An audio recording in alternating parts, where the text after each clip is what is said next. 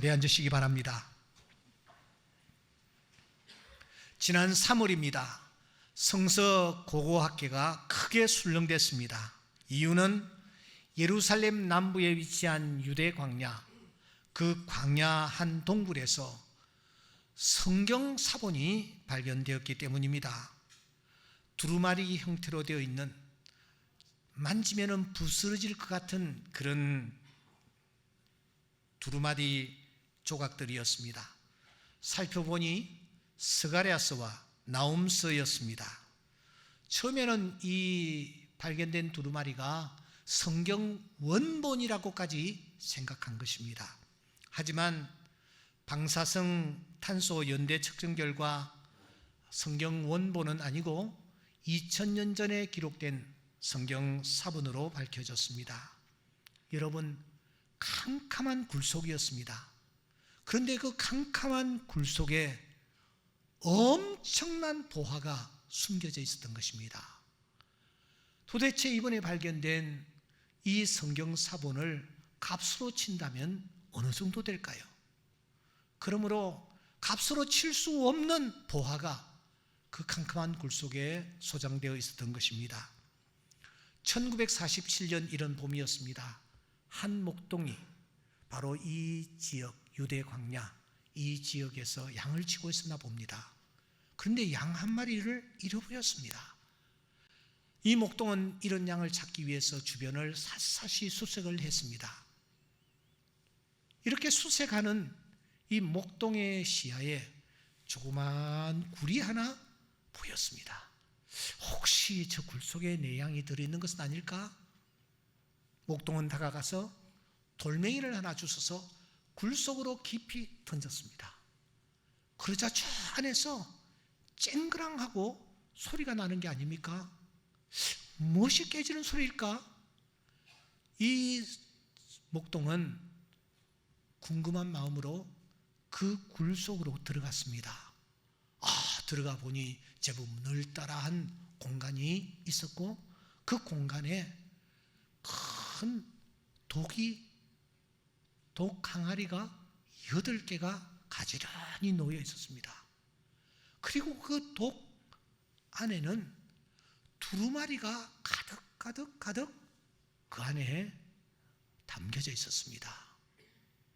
이 소녀는 자기가 1900년에 처음으로 그 동굴에 들어갔다는 사실, 자기가 발견한 그 두루마리가 성경 사본이었다라는 사실, 그 사본이 값으로 어느 정도 나갈지 상상할 수 없다라는 사실을 이 소녀는 전혀 몰랐습니다. 학자들은 그 소년이 발견했던 그 두루마리를 사해사본이라고 일컬었습니다. 왜냐하면 사해지역, 그 서쪽, 그리고 예루살렘 남부에서 발견되었기 때문입니다. 그리고서는 그 사해에서 발견된 사해사본을 계기로 그 지역을 전체 한번 수색을 크게 했습니다. 그 결과 그 지역에 동굴이 무려 267개가 있다는 사실이 발견되었습니다. 여러분, 엄청난 동굴이 그쪽에 산재해 있었던 것입니다. 그리고 267개의 동굴 가운데서 11개 굴 속에서 역시 사본을 발견하는 쾌거를 이루었습니다. 소년이 발견했던 그 사본들과 그 뒤에 발견했던 11개 동굴에서 발견된 그 사본들을 전체 모아서 지금 예루살렘에 있는 예루살렘 박물관에 소장하고 있는 것입니다. 이와 같이 그 지역에는 황량한 벌판이기는 하지만 굴들이, 자연적으로 생긴 굴들이 그렇게 많이 있습니다. 그 옛날 다윗이 목종 시절에 바로 이 유대 광야에서 양을 쳤지 않았습니까? 그러므로 다윗은 그 지역의 지형지물에 무척 익숙해 있었고, 무엇보다도 굴들이 많이 있다라는 것을 그는 이미 알고 있었습니다. 그런 그가 지금 사울 왕의 칼날을 피하여서 도망을 치고 있는 것입니다. 어디로 갈까? 어디로 가서 숨을까? 생각하더니 다윗은 자기가 목동 시절에 양을 쳤던 바로 그 유대 광야를 떠올렸습니다. 그래서 그가 유대 광야로 향하여 숨어 들어갔습니다. 그래서 이 다윗의 행적을 살피면은 이 굴과 관련된, 그가 굴에 숨었다, 굴로 피하였다는 그런 기록들이 꽤 많이 나와 있는 것입니다. 사무엘상 22장 1절에 보면은 다윗이 그곳을 떠나 아두람 굴로 도망을 했다. 24장 3절에 보시면 굴이 있는지라 그 굴 깊은 곳에 있더니, 24장 8절에 보시면 굴에서 나가, 24장 10절에도 보시면 굴에서 왕을 내 손에 넘기신 것을 왕이 아셨을 것입니다.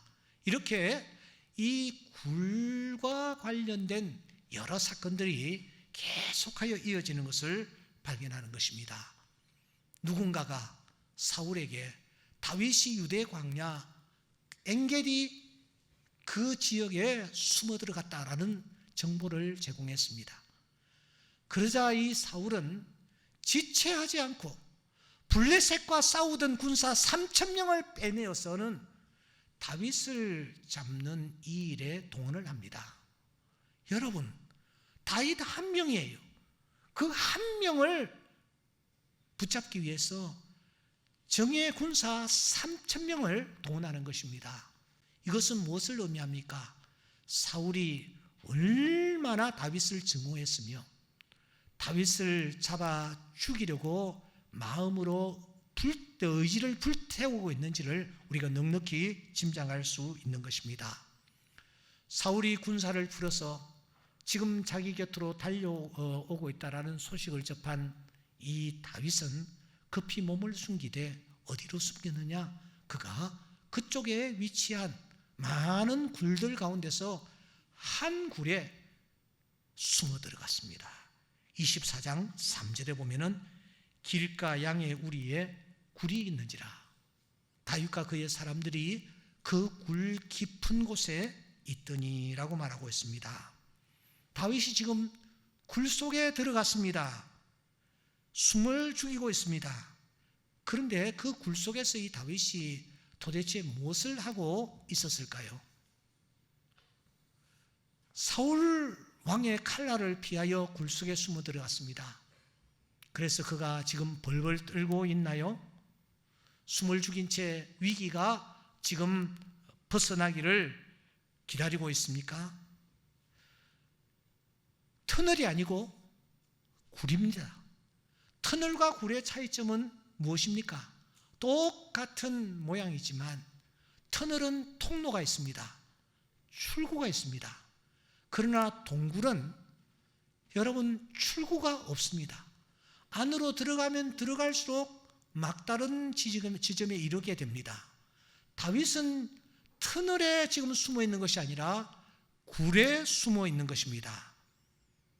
그곳에서 이 다윗이 도대체 무엇을 하고 있었을까요? 오늘 24장 3절은 이 부분에 대하여 아쉽게도 침묵을 하고 있습니다. 단지 다윗과 그 사람들이 그 굴 속에 있었다라고 기록하고 있을 뿐입니다. 여러분, 다윗이 그때 그 굴 속에서 도대체 무엇을 하고 있었을까요?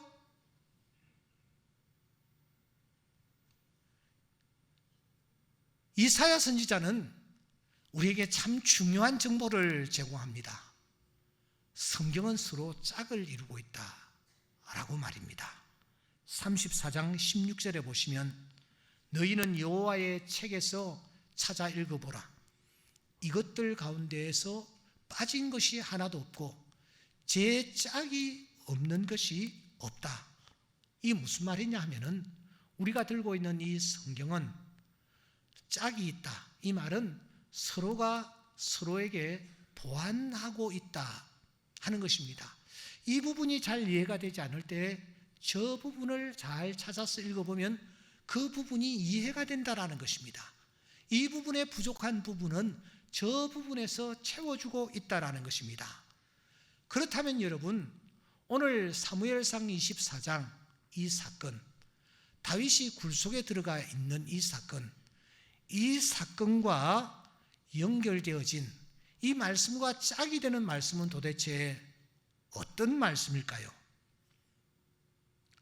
이런 궁금증을 가지고 제가 성경을 좀 쭉 살펴보니 제 시선이 시편 142편에 이르렀습니다.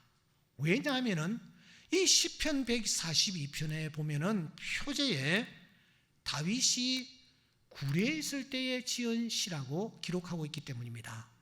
시편 142편은 다윗이 굴 안에 있을 때에 지은 시입니다. 그러므로 이 142편과 사무엘상 24장은 서로 짝을 이루는, 서로 연관이 되고 서로가 서로에게 보완을 하는 그런 내용이라고 할 수 있습니다.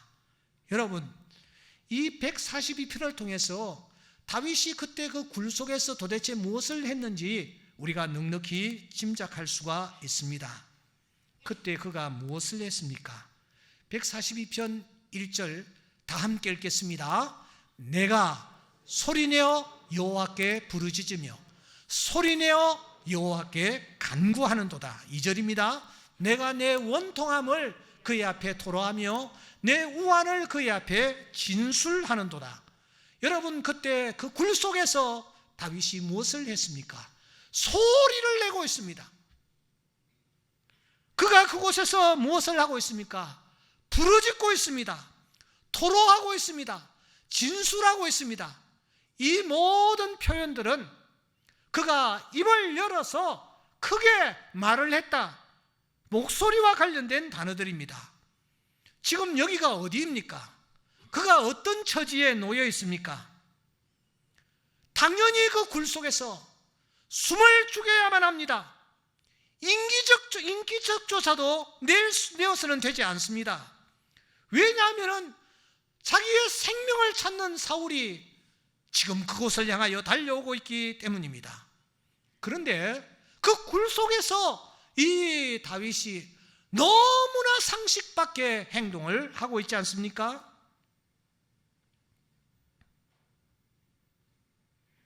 그래서 우리는 목사님을 통하여 또 그리고 이 강단에서 이런 설교 말씀을 듣습니다. 사랑하는 여러분, 우리 또한 그 어떤 절망적인 상황에 놓였다 할지라도 그 상황에서 낙심하거나 좌절하지 말고 그 상황에서 하나님을 찾고 하나님께 부르짖으십시오. 하나님은 구원자가 되셔서 우리를 그 절망적인 상황에서 건져주실 줄 믿습니다. 상식적인 상황에서 상식 밖의 행동을 하십시오. 그러면 하나님이 그 모습을 귀하게 여기실 것입니다. 이런 메시지를 우리는 자주 듣곤 합니다. 그런데 사랑하는 여러분, 오늘 이 본문은 그렇게 보기가 조금 어렵습니다. 왜냐하면 다윗이 지금 굴 속에 갇혀 있기 때문입니다. 원수들이 쳐들어오기 때문입니다. 소리는 내어서 안 되는 장소이기 때문입니다.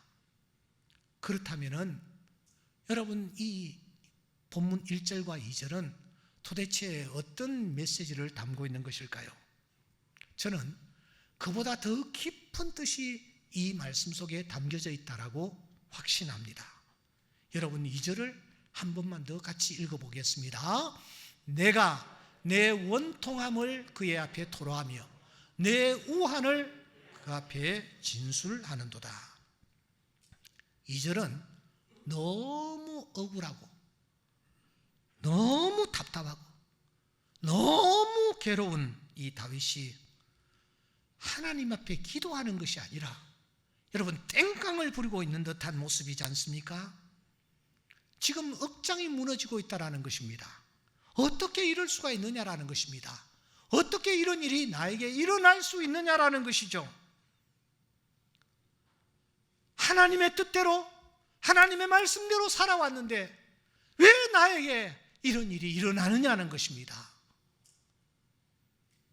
혹시 살아오시면서 이런 때는 없었습니까? 지금 혹시 이런 상황에 놓여 있지는 않습니까? 너무 억울합니다. 억장이 무너집니다. 평생 하나님을 섬기며 믿음 생활을 해왔는데 나에게 펑 하고 일이 터져버립니다. 다른 사람이 아닌 나에게 말입니다. 내가 사랑하는 가족에게 이런 일이 터지는 것입니다. 바로 그때 여러분들은 하나님 앞에 어떤 태도를 취합니까? 어떤 반응을 보이십니까? 언젠가 한 목사님이 저에게 책을 보내왔더군요. 펴서 보니 책 제목이 바람 불어도 좋아라는 그런 책이었습니다. 저자인 이 목사님은 노원구에 위치한 한 교회 담임 목사입니다. 부인인 사모께서 셋째 아이를 출산하던 중에 갑자기 산모가 쓰러졌습니다. 그때부터 이 목사님은 전신마비로 사지를 축 늘어뜨린 채 눈만 껌뻑껌뻑이는 아내를 병수발해야 하며 가족을 이끌어가야 하는 기막힌 신세가 순식간에 되고 맙니다. 이분의 책 일부를 제가 소개해 올리겠습니다. 35살 난 아내가 쓰러졌다.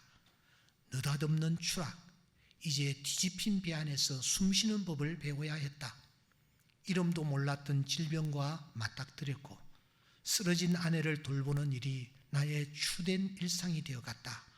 밥을 짓다가 새 아이들을 깨우고 애들을 깨우면서 아내에게 밥을 주고 집을 청소하다 설교 본문을 떠올려 설교를 정리했다.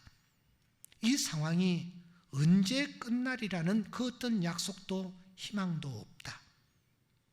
밤마다 나를 잠들지 못하게 하는 것은 바로 아내의 기저귀를 갈아주는 것이다. 잦을 때는 1시간에 2번이나 교체할 때도 있다. 그러다 대변이라도 볼 때면 더욱 예민해진다. 한 방 크게 싸는 것은 그래도 괜찮다. 문제는 잘 닦아주고 뒷정리를 할 때 또 찔끔 대변을 보면 정말 화가 난다. 그래서 쏘아붙인다. 야, 이 사람아, 염치가 좀 있어야지. 그렇다. 하나님은 내게 가시였다. 찌르는 가시. 신앙이 성숙하려면 먼저 자신에게 실망하고 그 다음 사람에게 실망하고 그리고 마지막으로 하나님께 실망해야 한다지만 하나님이 친히 가시가 되어 찌르는 그 아픔은 육체의 고통보다 더 고통스럽다. 하나님께 안 찔려도 삶이 아프고 하나님께 찔려도 아프다. 가만히 돌아보면 이래저래 아픈 삶이다. 하나님, 나 좀 그만 때려. 내가 뭘 잘못했는데 나 하라는 대로 했잖냐? 이렇게 외친다. 이 목사님에게 하나님은 찌르는 가시였습니다. 고통을 안겨주는 가시였단 말입니다. 때문에 그는 하나님을 향하여 소리 지릅니다. 하나님, 나 좀 그만 때려. 내가 뭘 잘못했는데 나 하나님께서 하라는 대로 다 했잖아. 목사 되라 해서 목사가 됐고 이 조그마한 교회 지키라고 해서 지키고 지금까지 내가 하나님 하라는 대로 했잖아. 여러분, 이게 기도입니까?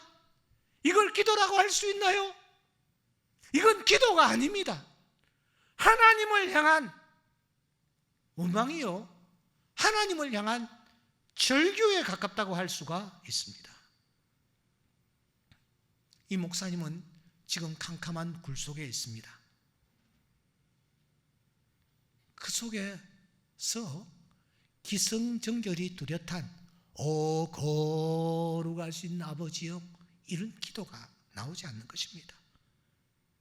그저 자신의 원통함과 우환을 그냥 쏟아내는 것입니다. 평소에 믿음 좋다 하는 분들도 막상 이와 같은 상황에 던져지는 순간 껍질이 벗겨집니다.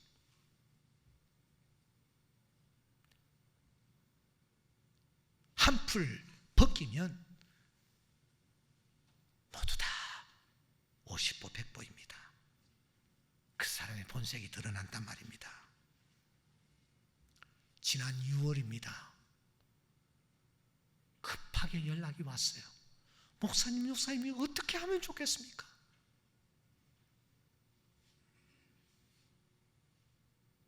우리 김 집사가 들어보니 정말 큰일이 났더라고요. 그 집사님은 찬양대에서 열심히 봉사하던, 기도 저보다 크고 인물도 아주 좋은 건강한 체격을 가진 집사님, 찬양대에서 총무까지 열심히 섬겼던 집사님, 배드민턴은 수준급인 집사님, 날마다 운동으로 몸을 잘 다져서 정말 병 없이 달려오던 그 집사님이 핑 하고 쓰러졌다. 어떻게 하다 보니 병원에 늦게 가게 되어서, 병원에 가보니 이미 소망이 없다라는 거예요. 그래도 가족들은 수술이라도 한번 해보자고 부탁을 했고, 뇌출혈, 엄청나게 출혈이 심한 그 집사님 수술대 위에 누웠습니다. 어찌어찌 하나님의 은혜로 수술이 잘 끝났고, 지금 6, 7, 8, 만 3개월 정도 되었지 않습니까? 어제 부인되는 집사님이 저에게 문자를 보내왔습니다. 어떻게 하나님의 은혜로 사람을 알아보고 말도 몇 마디 하고 있습니다. 재활치료를 계속 진행하려고 하는데 기도해 주십시오. 코로나 상황이어서 직접 대면할 수는 없고 계속해서 이 집사님을 놓고 기도를 하고 있습니다. 여러분, 그 가정은 지금 캄캄한 동굴에 던져져 있는 것입니다. 빈자들의 어머니로 알려진 마 테레사 수녀, 그녀가 고해 신부에게 40여 통의 편지를 보냈지 않습니까? 그 편지 내용 가운데서 보려해도 하나님은 보이지 않습니다. 들으려 해도 들리지를 않습니다. 평생 동안 어렵고 힘든 사람들을 돌보았던 성자 같은 이 테레사 수녀의 입에서 나오는 말입니다. 신의 존재를 느끼지 못하는 고통을 그가 겪고 있는 것입니다. 그렇다고 해서 신에 대한 부정일까요? 나는 아니라고 생각합니다. 인생이란 누구나 깊은 캄캄한 어둠 속에 던져지는 순간 그곳에서 이런 고통을 경험하는 것입니다. 하나님이 계시지 않는 듯한 고통, 영혼의 절규를 그래서 내지를 때가 있는 것입니다. 왜 하나님이 이렇게 하시는가? 하나님이 계시다면 왜 이런 일을 경험하게 하시는가? 나를 이같이 캄캄한 굴 속에 내던지시는가? 왜 이런 부르짖음을 부르짖지 않을 수가 없는 것입니다. 그래서 다윗은 그 굴 속에서 부르짖는 것입니다. 자신의 원통함을, 자신의 우환을 토해내고 있는 것입니다. 시편 142편은 그래서 이 사무엘상 24장과 서로 기가 막히게 짝을 이루는 내용이라고 할 수 있습니다. 그렇다면 사랑하는 여러분, 이 142편과 또 짝을 이루는 다른 성경은 어떤 성경일까요? 학자들은 이구동성으로 시편 37편이라고 합니다. 37편, 여러분 이 37편을 한번 같이 읽어보도록 하겠습니다. 시작. 악을 행하는 자들 때문에 불평하지 말며 불의를 행하는 자들을 시기하지 말지어다. 그들은 풀과 같이 속히 배임을 당할 것이며 푸른 채소같이 쇠잔할 것이미로다. 시간 관계상 7절입니다. 여호와 앞에 잠잠하고 참고 기다리라. 자기 길이 형통하며 악한 꾀를 이루는 자 때문에 불평하지 말지라. 시편 142편과 짝을 이루는 137편은 좀 특이한 시입니다. 물론 다윗이 지었죠. 그런데 여러분, 문장이 명령형으로 되어 있습니다. 여호와는 나의 목자시니 내게 부족함이 없으리라. 그게 아니고 잠잠하고 참아 기다리라. 자기 길이 형통하며 악한 꾀를 이루는 자 때문에 불평하지 말지어다. 이렇게 명령형으로 전체 기록되어 있습니다. 그렇다면 도대체 누가 누구에게 명령을 하는 것일까요? 다윗이 이스라엘 백성들에게 명령하는 것일까요? 아니면 다윗이 오고 오는 후대 신앙의 후배들을 향하여 지금 명령하는 것일까요? 아닙니다. 그때 다윗이 굴 속에서 막 소리를 지르며 자신의 우환을 하나님 앞에 토해내고 있을 때에 하나님이 찾아오셨습니다. 하나님의 영이 임하셨습니다. 그리고 그 하나님의 영이 다윗에게 말씀하신 말씀을 다윗이 기록한 것입니다. 그것이 바로 시편 37편입니다. 여러분, 울부짖고 있는 이 다윗에게 하나님은 찾아오셨고 다윗에게 말씀하시는 것입니다. 너 지금 자신의 감정을 주체하지 못하고 있구나. 소리를 지르고 있구나. 그 사람 악을 행하는 사울 때문에 힘들어하고 있구나. 불평하지 마라. 여호와 앞에서 잠잠하고 참아 기다리라. 악을 행하는 자들 잠시 후에 풀처럼 사라질 거야. 여호와를 소망하는 자들은 땅을 차지하게 될 거야. 사랑하는 여러분, 다윗은 아주 어렸을 때부터 신앙생활을 해온 사람입니다. 하나님을 경배하고 하나님을 찬양해 왔습니다.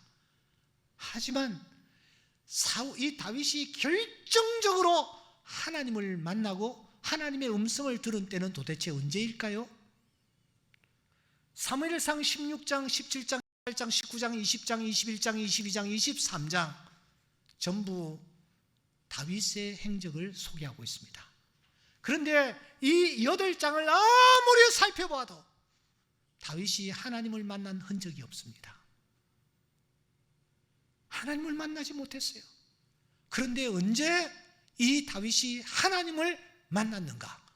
바로 이 엔게디에 있는 한 굴 속에 쭈그리고 앉아 있었을 때에, 캄캄한 그곳에 그가 절망적인 자세로 있었을 그때에 하나님은 그곳에 찾아오셨고 하나님은 이 다윗에게 말씀하신 것입니다.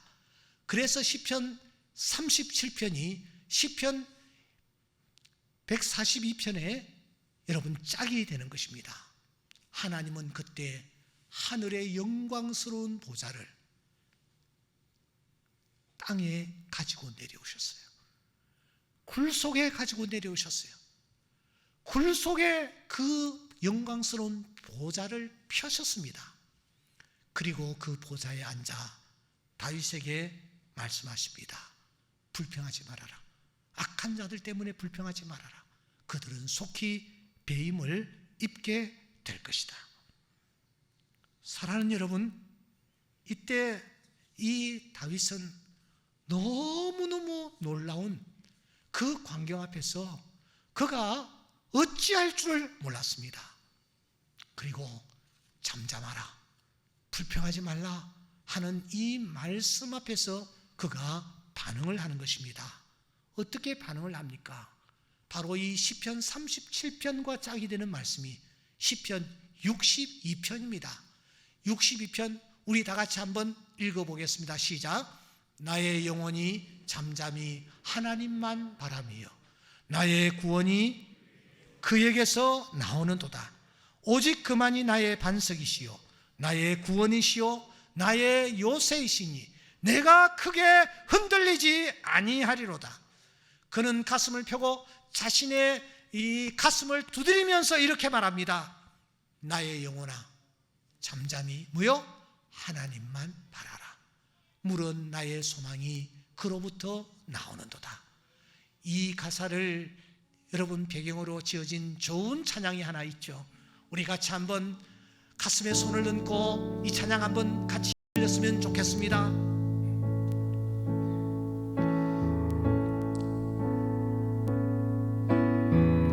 나의 영혼이 잠잠히 하나님만 바라며 나의 구원이 그에게서 나는 도다. 나의 영혼아 나의 영혼아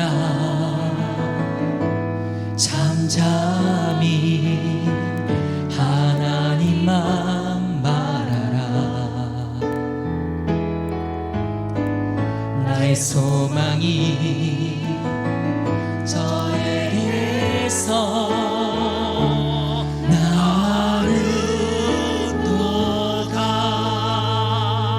할렐루야. 아멘. 소리 지르고 울부짖던 이 다윗이 잠잠히 하나님만 바라라 라는 이 음성 앞에 나의 영혼아 잠잠히 하나님만 바라라 이렇게 반응을 했을 때에 여러분 과연 어떤 일이 그 깊은 굴 속에서 일어났습니까? 결과는 어떻게 되었습니까? 전혀 변한 것이 없습니다. 사울이 다가왔습니다.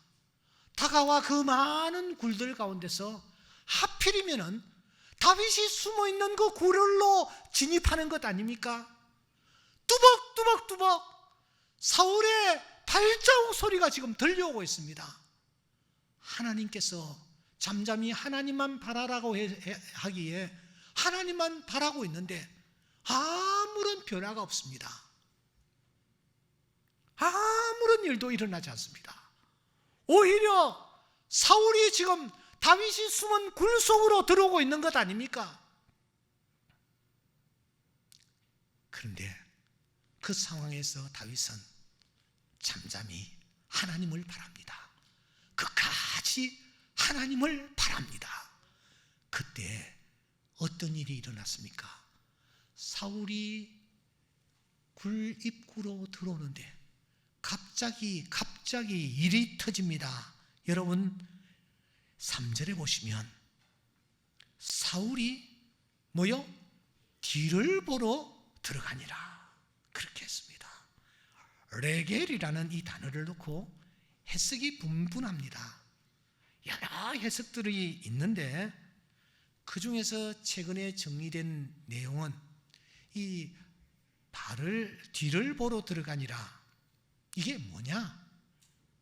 레겔 첫째는 그가 정말 뒤를 용변을 보기 위해서 그가 들어왔다. 모르긴 하지만 이 사울이 배가 아파서 설사가 심했던 것 같아. 그렇잖아요. 그러니까 이게 너무너무 급한 거야. 그러니까 군사들을 바깥에 놓고 내가 안에 들어가서 일 좀 볼 테니까 너희들 여기서 대기하고 있어라 하고서는 이 사울이 그 다윗이 숨어있는 굴 속으로 들어간 것 같아요. 용변을 보고 나니까 갑자기 잠이 오는 거야. 지금까지 전쟁을 벌리다가 급히 쉬지를 못하고 달려왔으니까 얼마나 피곤하겠습니까? 그러니까 그가 깊은 잠에 빠져 들어간 듯 합니다. 이 잠을 이길 장사가 없습니다. 지난주에 제주에서 박 목사님이 오셨는데 운동화를 신고 오셨어요. 팔을 잘 쓰지를 못해. 그래 도대체 어떻게 된 겁니까? 하고 나중에 여쭤보니까 그가 큰 교통사고를 만났대. 그래 대퇴부를 다 수술하고 뭐 잘 걷지를 못하는 그런 상황이래. 하는 얘기가, 목사님, 잠을 이길 장사가 없습니다. 제가 운전을 해가 가는데 너무너무 잠이 오는 거예요. 그런데 목적지까지 급히 가야 될 일이 있어서 그 잠을 무시하면서 달려가다가 그냥 트럭을 받아버렸대요. 자기가 중앙선을 넘어가지고 살아있는 것이 정말 하나님의 은혜라고 말하는 것을 보았습니다. 사울이 잠이 오는 거예요. 잠을 자는 거예요. 왕이 잠을 자는데 부하들이 어쩌겠어요? 나올 때까지 기다리고 있었겠죠. 그런데 바로 그때에 다가오는 사람이 있었습니다. 본문을 보시면 다윗입니다. 성경을 자세히 보세요. 4절에 보시면 다윗의 손에는 칼이 들려져 있었습니다. 그냥 찌르면 끝내버리는 것입니다. 그런데 이 다윗은 하나님이 기름 부으신 자를 내가 내 손으로 어떻게 처리할 수 있으랴 하고서는 그가 가만히 겉옷자락만 베었습니다. 그리고 10절에 그는 이렇게 말합니다. 오늘 여호와께서 굴에서 왕을 내 손에 넘기신 것을 왕은 아셨을 것이니이다. 대역전 드라마가 그 현장에서 펼쳐지는 것입니다. 하나님 말씀 따라 그가 잠잠하고 하나님만 바라보았을 때에 하나님은 역전의 명수로 찾아오셔서 사울로 하여금 다윗 앞에 무릎 꿇게 하는 놀라운 역사가 일어나게 된 줄 믿습니다. 사랑하는 성도 여러분, 바람 불어도 좋아 라는 이 책의 저자는 이렇게 끝을 맺고 있습니다. 밤이면 아이들이 갖고 놀던 책이나 장난감을 정리하다 아이들을 다시 재우러 들어간다.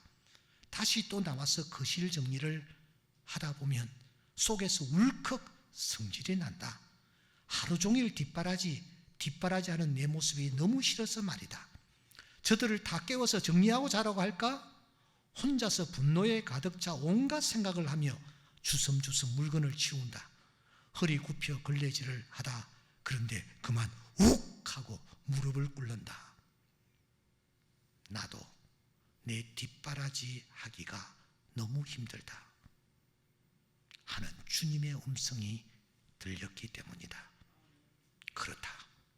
내가 하루 종일, 아니 지금까지 사고친 것들을 뒷바라지 하느라 주무시지도 졸지도 않는 하나님을 만난다. 내 안에는 아픈 하나님의 형상이었다. 너무 힘들어서 손을 놓고 싶을 때, 죽음을 그리워할 때도 있었다. 하지만 그는 이제 그 아내가 자기와 함께 있는 것을 감사하고 있습니다. 마지막 부분 이렇게 기술합니다. 나는 오늘 또 움직이지 못하는 내 아내를 내 가슴에 안고 깊이 잠이 든다. 나도 내 뒷바라지 하기가 힘들다. 캄캄한 굴 속에서 그 목사님은 주님의 음성을 들었습니다. 굴 속에 주님이 찾아오셔서 말씀하신 것입니다. 사랑하는 성도 여러분, 여러분은 지금 어떤 굴 속에 던져져 계십니까? 무엇에 쫓기고 계십니까? 질병입니까? 아니면 채권자입니까? 아니면 죽음의 그림자입니까? 캄캄한 굴 속, 그곳에 주님이 찾아오셔서 보좌를 펼치고 계시다라는 사실을 아십니까? 하나님은 오늘 우리가 캄캄한 굴 속에 있을 바로 그때에 그곳에 찾아오셔서 당신의 보좌를 펼치며 그곳에서 우리와 함께 하시며 우리와 함께 아파하시며 우리의 문제를 해결해 나가시는 사랑의 하나님이심을 믿습니다. 이 하나님을 오늘 또 마음에 품고 모시고 삶의 현장으로 나아가 승리하는 주의 귀한 자녀들 다 될 수 있기를 주의 이름으로 축원합니다. 기도드리겠습니다.